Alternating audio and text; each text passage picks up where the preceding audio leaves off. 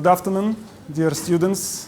My name is Galimzhan Yessenov. I am a chairman of the board of ATF Bank. And today I'm going to talk about two topics, service and motivation. Now I would like to brief you on, and if you have any questions, my presentation will not last more than 10 minutes. If you have any questions, I would like you to write them down and I will answer them at the end. Now I'll brief you. ATF was established 20 years ago in 1995. We have 17 branches throughout the regions. We have 900,000 customers across the country. We have 2,500 employees within an organization. We have 2,500 corporate clients and around 50,000 small, medium enterprises. Now I would like to ask you guys, who is important for ATF Bank? Who is number one? Not only for ATF Bank, for... Exactly, our customer. Our customer, the most important person. This is a key. And why is it so important to us today? Not only for organization, not only for ATF Bank. In the past, banks were able to choose any client they want. Now things have changed dramatically. Things have changed a lot. Bank actively chasing their clients. And I would like to ask you, what is the customer's clients looking for? What they want from the organization? Any ideas? Quality of service. Exactly. You know, you're smart students. Yeah. Why is the service? Service, this is it has to be first-class service, the best service. And service, this is a driver for any organization. Service must be fast and efficient. And service, this is a base for perfect bank, for ideal bank.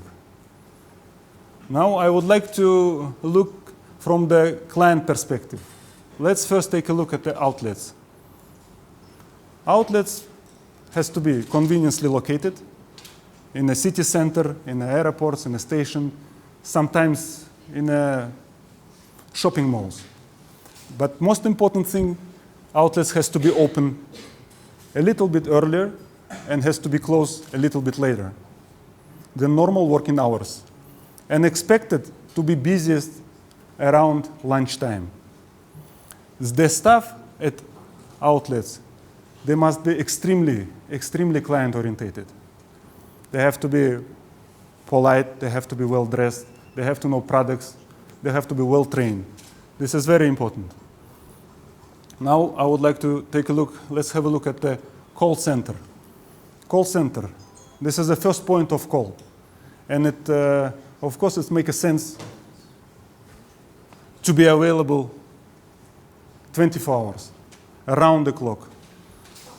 People at call center, they have to be well-trained. They have to be able to answer any questions. And finally, let's take a look at the products. The products must be constantly updated to satisfy client needs.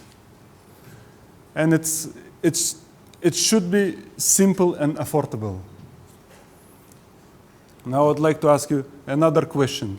Do you know what this abbreviation means? NPS. I know, Jukka, you know. Yeah, that's for sure. Any ideas? NPS means Net Promoter Score. It literally shows clients' loyalty. Let's take a look at the graph. What does graph show? While NPS grow, you can see number of unsatisfied clients naturally falls. Here we see another abbreviation, KPI. I'm sure most of you know what does KPI mean. What does KPI mean? This is a key performance indicator. its measure helps keep control within an organization. This is the most important indicator. It helps organization to achieve the targets.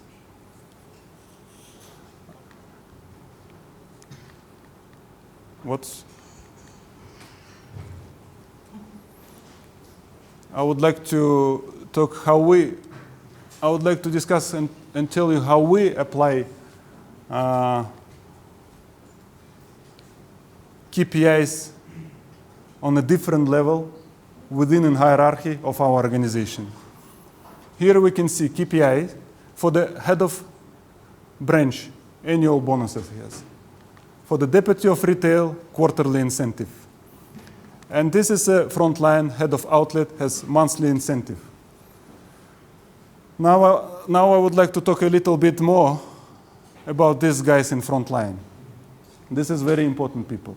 This is who literally interact with the clients on a daily basis. They have to be extremely motivated, not only materially and non-materially as well. They have to know products. They have to know strategy. They have to They have to be well trained. This is actually first and last impression of the bank. This is the face of our bank. I know many examples when people on the top ignore them. And it led to unfortunate result. You agree with that? Yes. It led to unfortunate result. You have to be aware of this. This is a very important people who on a daily basis interact with the clients. And here we came to 2 E's. Accurate KPIs lead to both effectiveness and efficiency. Effectiveness is doing the right things. Efficiency is doing things right. Now I would like you to imagine you're driving a car on a journey, and your car must be efficient enough to save the petrol, and must be reliable enough to finish the journey effectively. Thank you very much.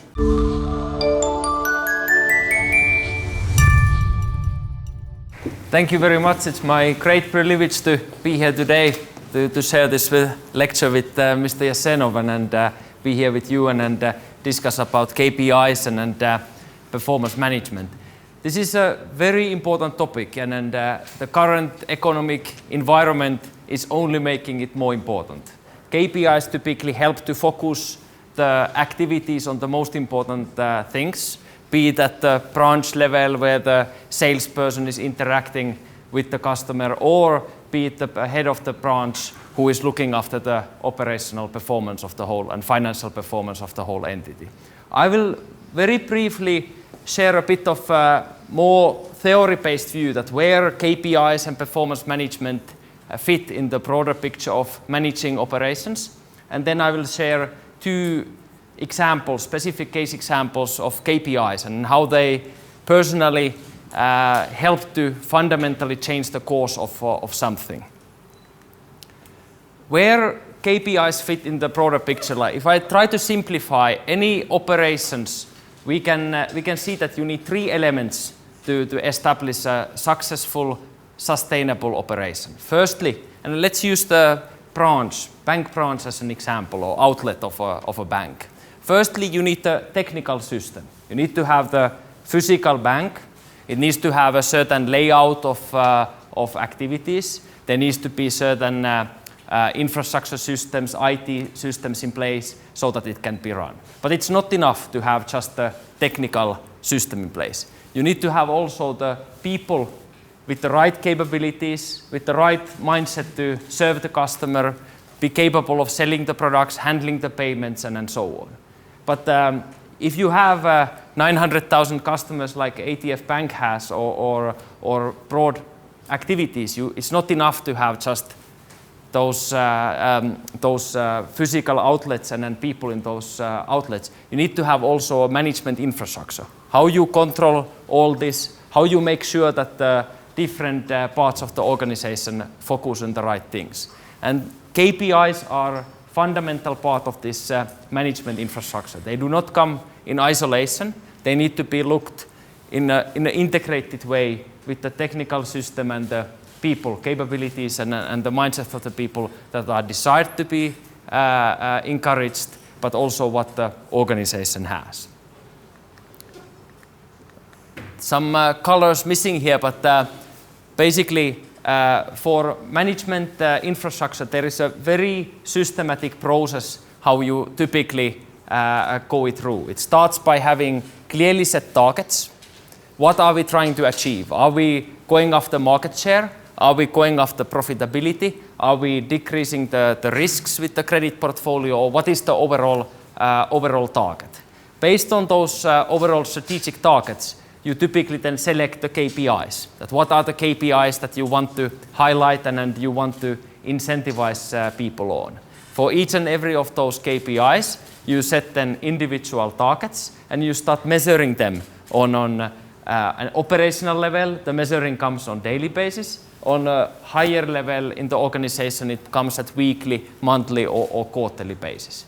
And there needs to be a concrete performance dialogue, what typically in Western countries called. Meeting where the result of the KPI is discussed between the employee and the boss, so that there is a clear problem solving that why KPI is why the target is not being met, or if the target is met or even overachieved, what is the reason for such a good performance, so that those good experiences can be replicated in the future. And this highlights the point that KPIs, too often KPIs are discussed in a generic way. Like we talk about market share and then from the top CEO down to the person in the sales desk, people just talk about the market share. But the same KPI doesn't resonate similarly with the different organizational levels. At the sales outlet level, most probably the meaningful KPI in banks is to talk about number of customers met during the day, number of new contacts made, number of new products sold, and so on. While at the CEO level, in the quarterly performance review, market share might be the right thing. So it is very important to see that differentiation. When we talk about KPIs and performance management, how you tailor the KPI so that it's something that is meaningful for each and every individual at the different levels of the organization. I will now share two case examples from my personal life. This is a room in Angola, in Africa. It's from one of the top 3 oil companies that has significant investments in Angola. They had a major issues with the ramp up of a new oil field. Nearly $15 billion investments in new oil production, but the production of the oil field, they just couldn't ramp it up.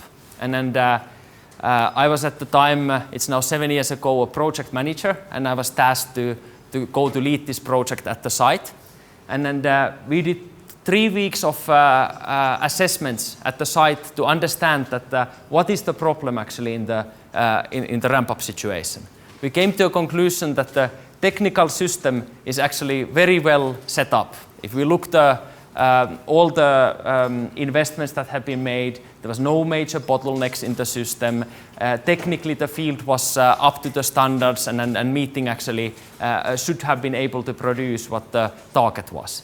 Similarly, if we look at the people, the operators, the mid-management, the technical leadership, the organization had all the capabilities needed to deliver it. But where the big issue was that the management infrastructure, and specifically KPIs in this case, were poorly designed and there was no clear control in place.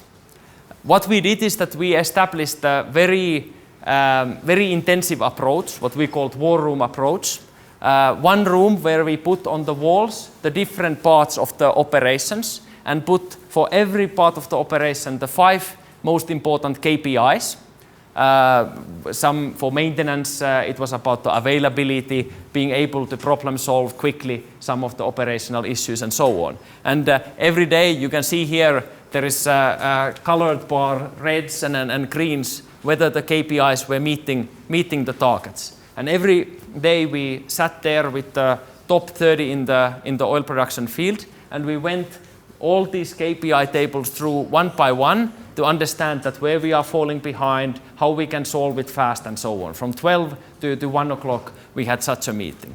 And in 10 weeks time we were able to ramp up the production of the oil field by 30%.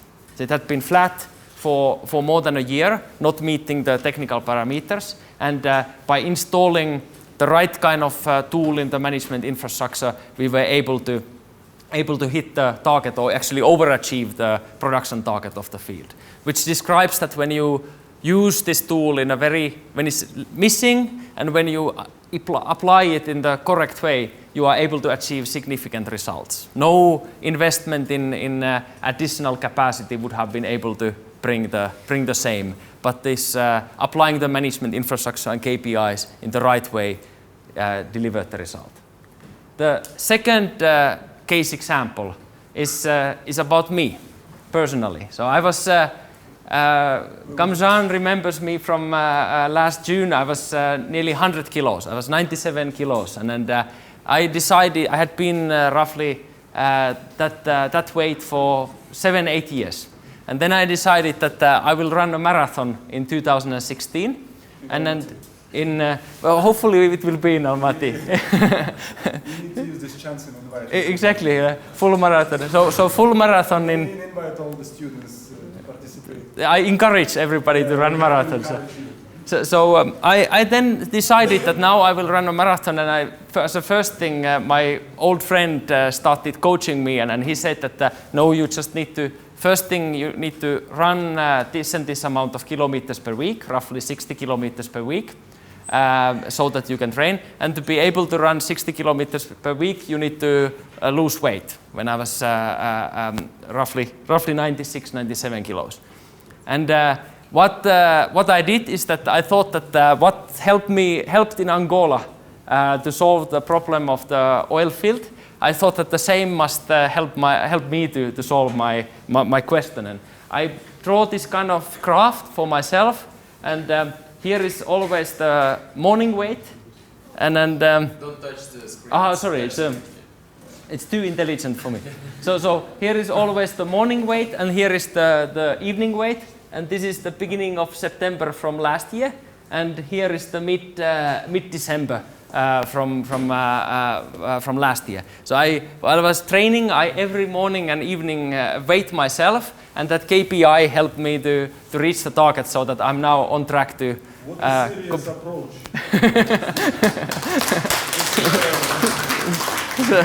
So new shoes didn't help me. The capability, or my coach giving me advice how to run, it didn't take me either there. That combined with having a clear KPI as a target every morning and evening helped me to get on track with the training, and hopefully this year I get to run the full marathon. So that's a bit about KPIs and performance management and what the difference it can make.